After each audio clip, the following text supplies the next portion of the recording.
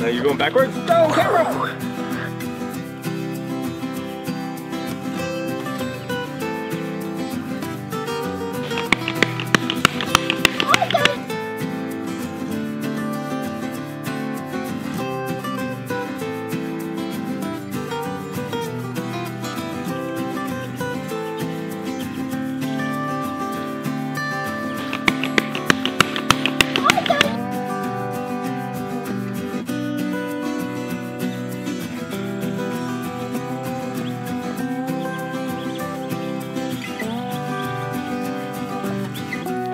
All right, y'all, welcome back to the homestead. And not only is it a welcome back to the homestead for you guys, but it's also welcome back to the homestead for you guys. Who's happy to be back? Me. And we got some cool things to check out around here, don't we? Yes, sir. Yes, sir. So for those of you who do not know, we went on a more than a week-long camping trip, if you will. A few people know what it was all about. Others can just see that, you know, we went camping. It was a good time. It was a blessed time. We had a lot of stuff that happened. What was probably the most special thing over the course of our entire life that also happened while we were gone? Do you remember? If you think about our relationship together. Okay. What happened? That's a big question for me now. I know it is, but that happened in this past week. week. What are you talking about? That's what they want to know. Who's our anniversary? It was our 14-year anniversary. Oh, boy. And if you hear from Mama, we also probably had some late nights, some early mornings, some interesting situations, like 60-mile-an-hour winds and torrential downpour, and some of us holding the tent up while others held the tent down, because we didn't want it to collapse, but we also didn't want it to blow away with us in there. And then a lot of smoke from the fire and cooking over that. We kind of got sore throats, stuffy noses, congestion, stuff like that. We've been drinking Mullen tea and doing other things. But yes, we just had 14 years of marriage, and we're going to do a special video on that. Where we talk about 14 years of marriage and then share a couple cool stories about some of our children from that time. But right now, we're going to welcome ourselves back home.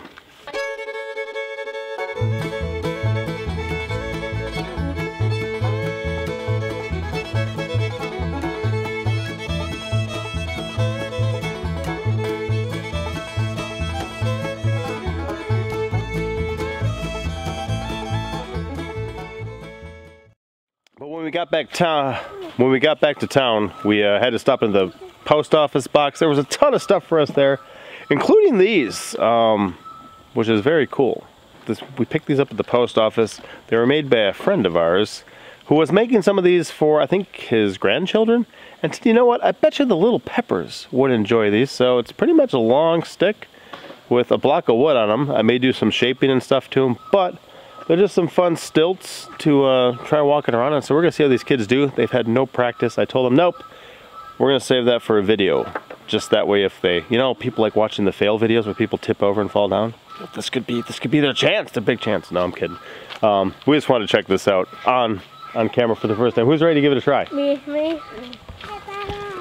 Who thinks they can do it? I think they should start more further back that way. Sure, yeah, you guys start farther back in front of the quail pen and bring it to me, but don't step in no poo.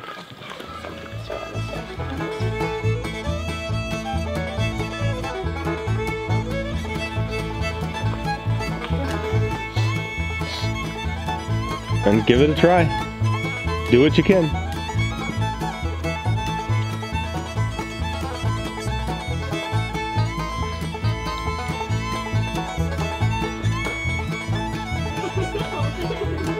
Uh-oh.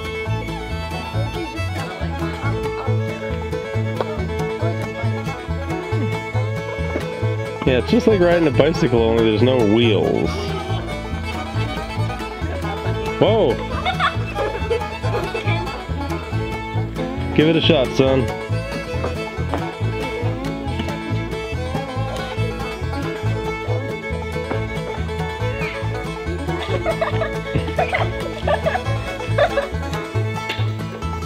Do you think it's tough enough to support my weight? Yeah, Mama wants to do it. Mama wants to do it?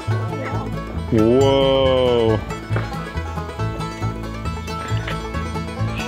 You need more control because your legs are going different directions than your body is. Oh, somebody's up and they're down.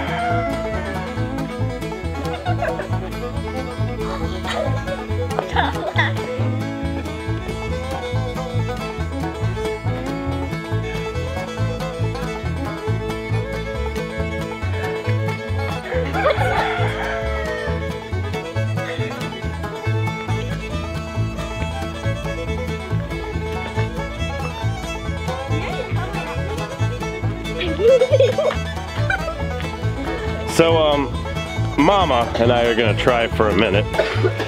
These kids these days, they don't seem to know how to accomplish some of the stuff. Let's see. I'm gonna grab yours.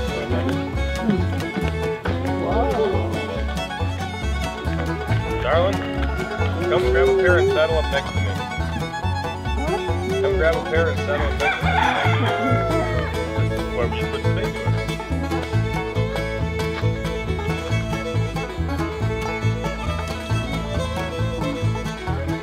Right to the camera.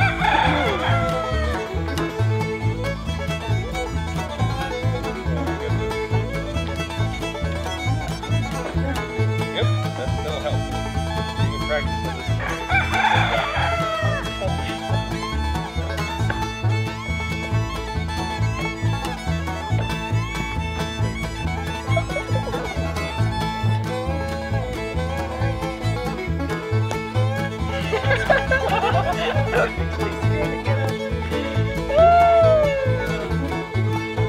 Oh, I almost took 3 steps.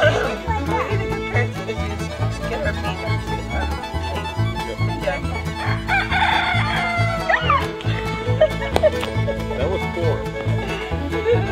He likes it that way. Yeah, see, so I can get up and stand up. That's a good step. And then I can tip over.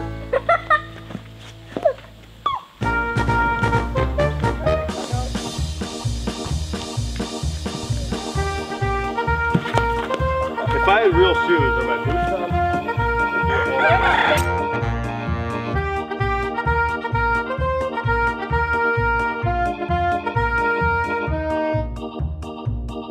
get on real footwear and come back to win this thing. Look at Mama.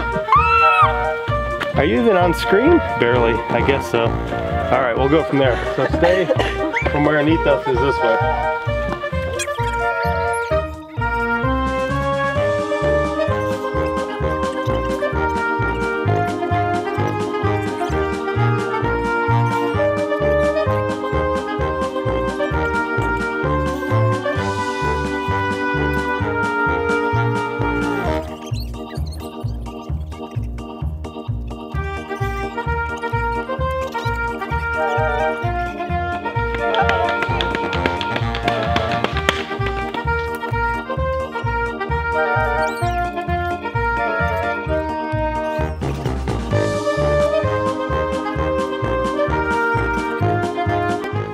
Buddy, look over here. Can you tell them you're happy? Hey, he's a happy guy. He's cheering on his mom.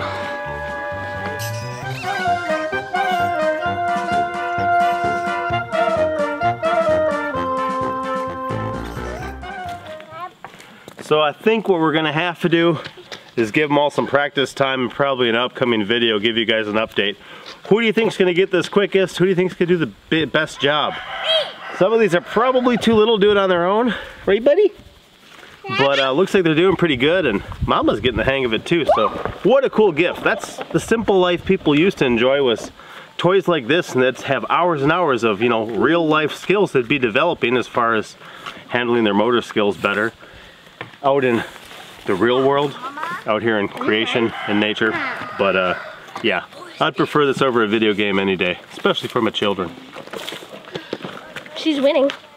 Hey, hey! Can you clap for them? Clap for them. Thank you, Pa. Clap. Yeah, everyone, give a big thank you. Thank you! Thank you! Clap, clap, clap. Papa, thank you. Hey, look at Mama Bubby's coming. turn.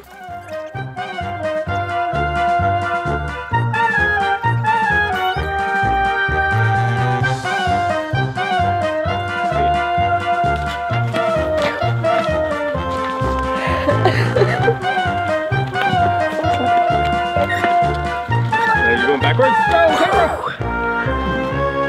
Great.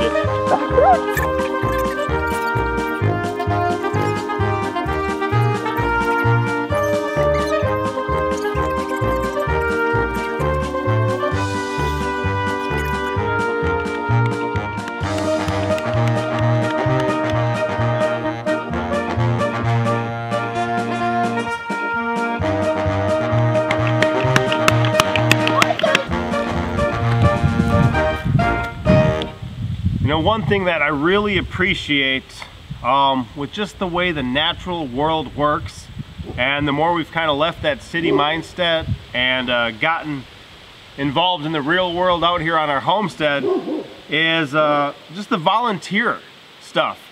Plants want to live, plants want to go to seed, plants want to reproduce, they want to have the next generation, and that's exactly what we got going on here. So hidden in this right now are some snake gourds, and these quickly became one of our top 3 garden plants. We had originally sourced them from Baker Creek Heirloom Seed Company, and since then we've been saving our own seeds on a yearly basis. We've been offering them up to others, blessing them, blessing others with them. Some of them we give away, some of them we sell, but this is always joining us for dinner. And I love the size that these get to, especially when you have a family like of 9 like we do. This is a good sized vegetable to cut up for that portion of the meal. This one here happened to grow of its own. One of the people that we introduced the snake gourds to was Chris over at Shalom Acres.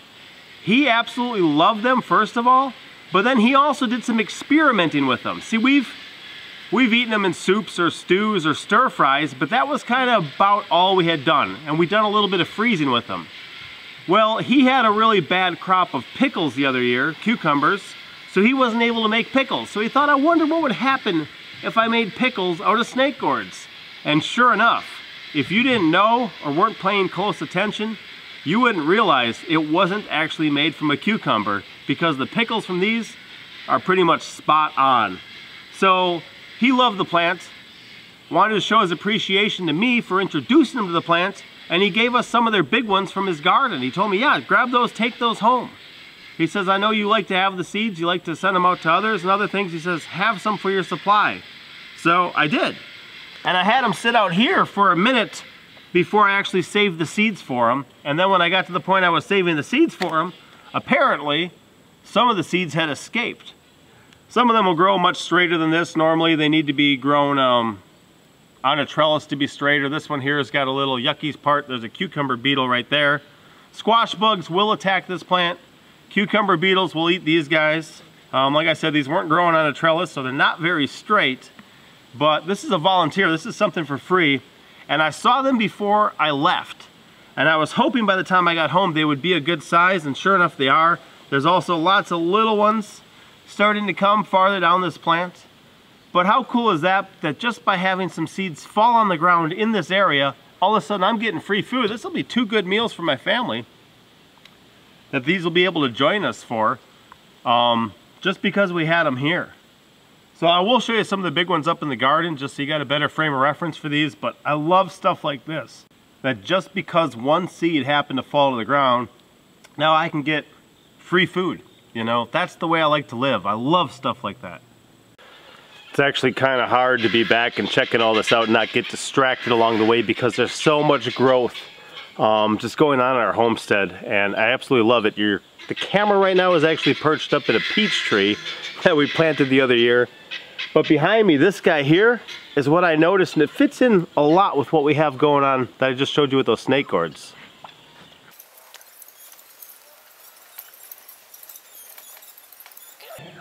So up there, we've actually got some cucamelons growing. They're these little tiny Mexican gherkins. They're a little type of cucumber essentially. They look like baby watermelons.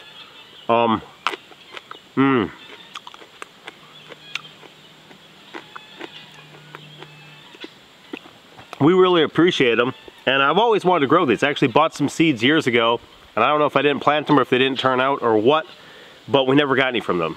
Last year we had some friends who were growing a bunch, so I had a couple extra ones I just kind of tossed out in this area somewhere. Apparently that was enough to get them going. If I bite one in half,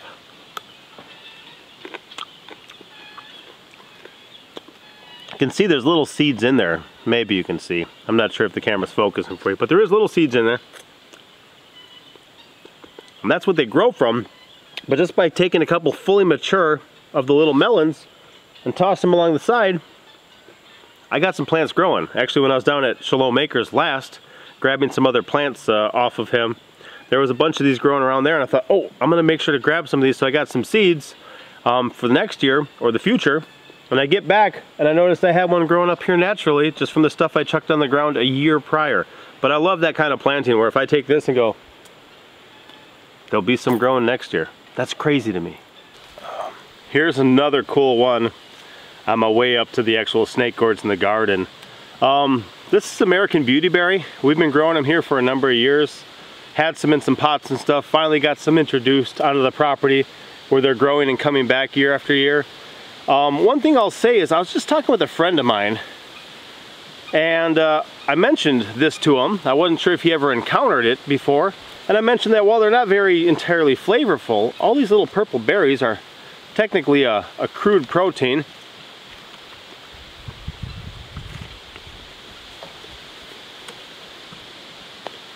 We can eat them and enjoy them, and that the leaves are like a natural insect repellent. If you take these, rub them on your skin, it's a good way to keep the insects away. They used to use it as like a natural fly and mosquito repellent on horses and stuff. They'd stuff some of this up under the horse's bridle. Well, my friend says, oh yeah, East Texas is covered in these. I've ran into them a lot. He says when they're in pollen, he says his whole system just gets messed up, and to the point he can hardly breathe just from this plant. He said, I can't believe you ate some of that and rubbed some of that on your body. You know, like that. And he always thought it was poisonous. I said, that's interesting, because I'm sure it's just more than me thinking it's food and beneficial that gives me the power, if you will, to eat some and rub it on my body. And I'm pretty sure it's more than just him thinking that it's poisonous that causes him to react with it. Well, that's one thing that as you learn things like this, test them in small doses, you know. Have one of these. Make sure you have a good reaction to it. Rub just a little bit on your skin. You know, just have a little sample. Just make sure you're okay with it, because everybody's different. Everyone has different immune systems and other different things with the physiology of their bodies that cause them to react differently to different things. So just because something works for somebody doesn't mean it's going to work for everyone. So American Beautyberry is one we like. We enjoy it. I like munching on it.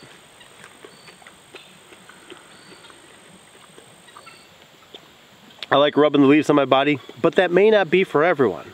So as always, do your own research and know your own self as it relates to different plants, and you meet them and get to introduce yourself to them.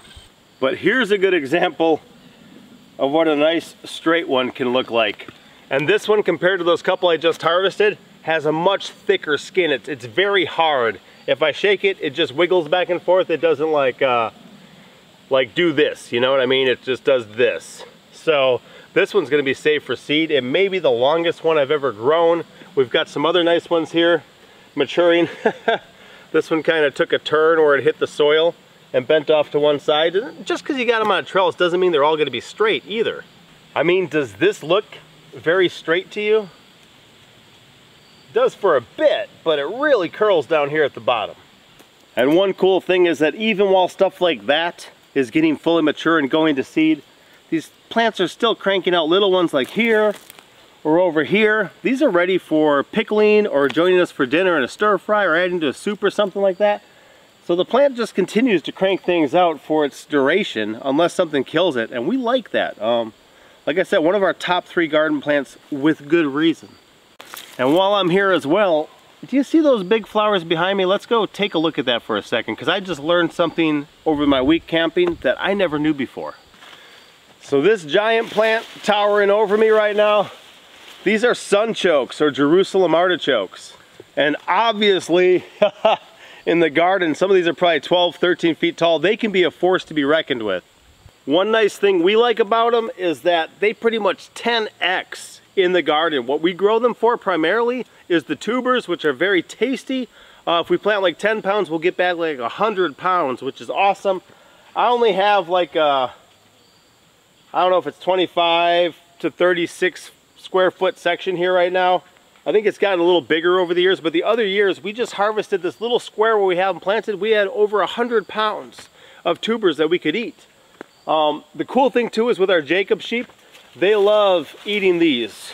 You know, at the end of the year before it all withers and fades away, I'll cut them down, toss them to them. They'll nibble it up. They'll get all sorts of nutrition from this plant, and we'll still get all the tubers. When we harvest, we always make sure to put some back for the next year.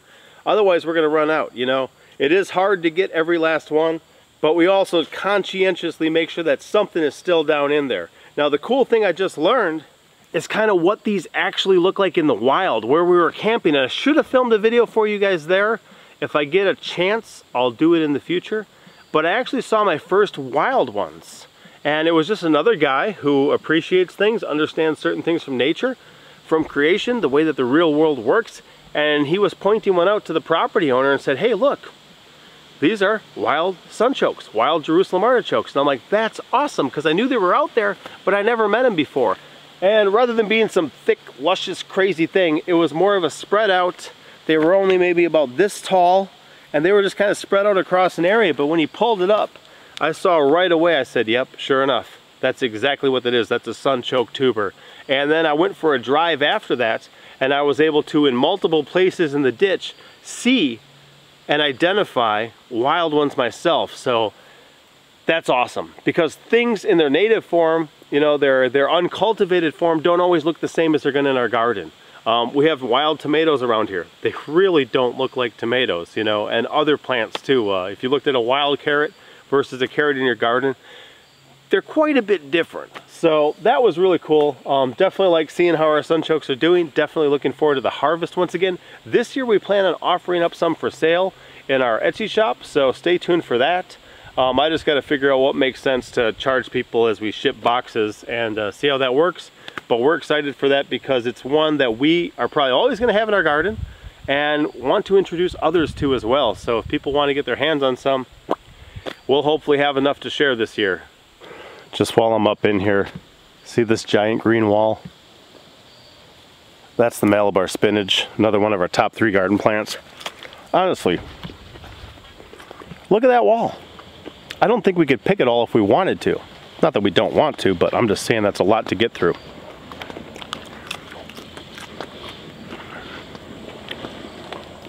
And we haven't planted that since 2018, so we haven't had to. It just comes back every year. But I wanted to show you guys this too, because I was out here. My compost works a lot better now that I've redone everything. Now I was adding some to this area. But look behind me here for a second. Look at these. The Korean goji berries. All these red berries just dangling, hanging out. These beautiful purple flowers. Here's a couple more. The honeybees were on these pretty hard earlier as I was adding some rabbit manure and some of the compost I made. But these guys don't taste as good fresh as they do dried. So when you pick them, if you actually dry them first, they're a lot sweeter. But we like these. We also have Chinese goji berries growing here. Oh, there's a honeybee. Where'd he go? Yeah. There's honeybees checking them out right now. But I know a guy who I think we got these from. He says that the Koreans do better in our area. They're cranking out quite a harvest. Beautiful plant. Again, I put that in years ago and it's just a perennial. It just keeps coming. I haven't used the leaves yet in salads or for teas, but I know in other places they do. They eat these. So this is like my first leaf ever, I think.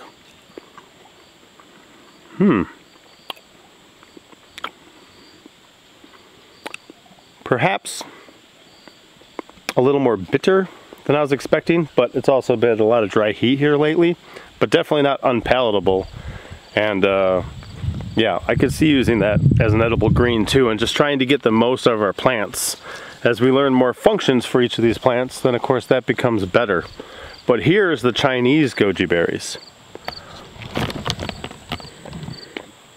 You can see they look rather similar. Got all these purple flowers here and all these red berries coming. Let's pick that. Okay.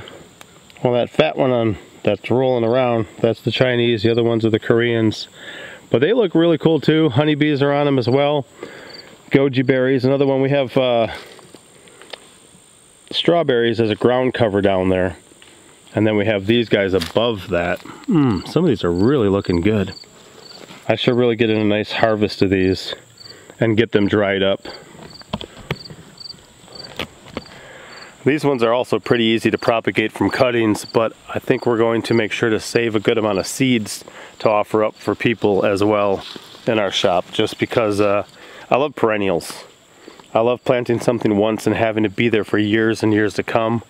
Those type of plants have a special place in my heart, and even like that Malabar spinach I showed you, where I planted it once and having to replant it, if it just reseeds itself, those plants also just have a special place for us, you know, on our property and in our garden, of course. You know what else is cool to come home to? Baby ducks. We have one mom who likes to, I don't know if it's adopt or abduct, all the other ducklings. Look at this mama. When I saw her yesterday, she had 9. Right now, she looks like she's got 14. How you doing, Maya? Enjoying your ducklings? And other people's ducklings? Look at them all.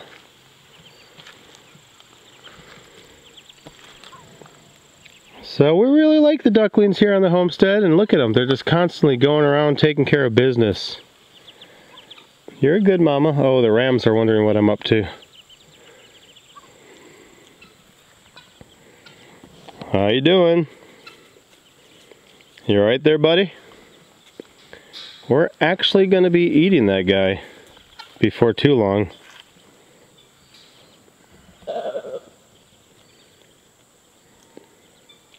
But it's an edible lawnmower. That's what we got him for. Same thing with that one there.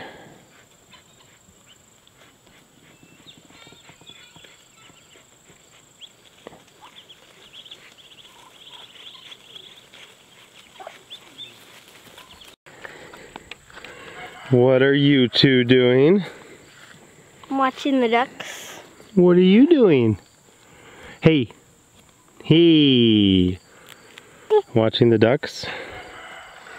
Oh yeah. The sheep leaving him alone now? Whoa, I tripped. Sorry, Mama. I wasn't trying to be big and scary. Neat to see just the maternal instinct in things as well. How she knows what she's doing.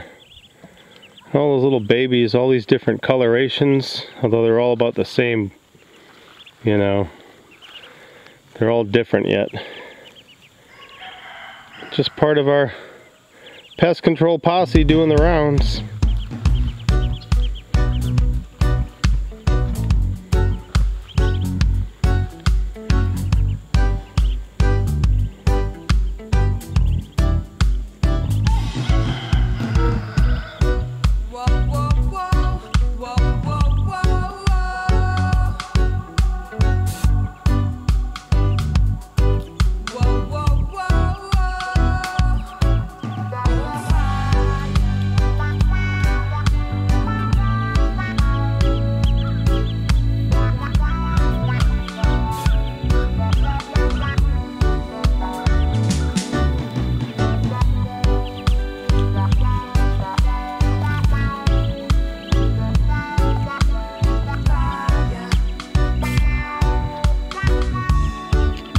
Yeah, she's got all her ducks in a row.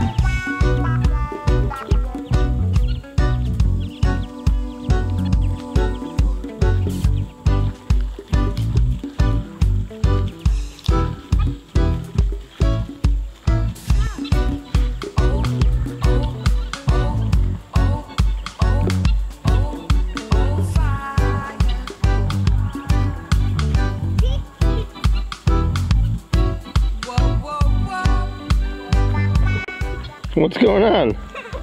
What are you doing? What is that? The ram's chasing These rams chasing you. I'm scared because I have the chili pepper on my back. Oh. I don't. Well, wasn't it because you were acting weird? Isn't that why it would try to get you? No. Let's see what happens. Not that one, but Whoa. what? The one that's smiling. Yeah, he's looking ready to find a mate. If you ever see a ram making that face, it's when he wants a ewe. Goats do about the same thing. Can you show me that face again? I'm trying to make this educational. Do your face. Huh. Alright.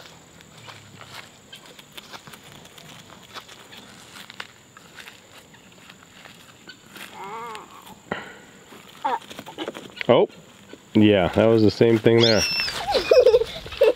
We're not playing that game, okay? You can keep going. That's fine. He's gonna be dinner soon anyway. And that one. But that one of our dogs got rough and pulled some of the wool off the neck. That's why it looks kind of weird if you look there. Hey, don't play with her. Don't play with her like that. Do you understand me? And show me how much straighter your teeth are now. Yeah, how's that working for you? Just ate something. Okay. I'm gonna behave now? Nope. Nope. Don't play games. Okay? Look at me. Don't play games. Smell my fist. You don't want to monkey with that, okay? And if you got one that's being rough, you can always just grab him by his horns, show him who's boss, that type of thing. Nice thing about ours is what? What's the nice thing about ours? They have big ones? They've got more horns. So you got 4 options. Yeah, I'll take care of him. Look at that, guys. I mean, look at that compared to my hand. That's how big my hand is compared to one of those. It's got 4. This is the back of his head, obviously. I'm standing above him.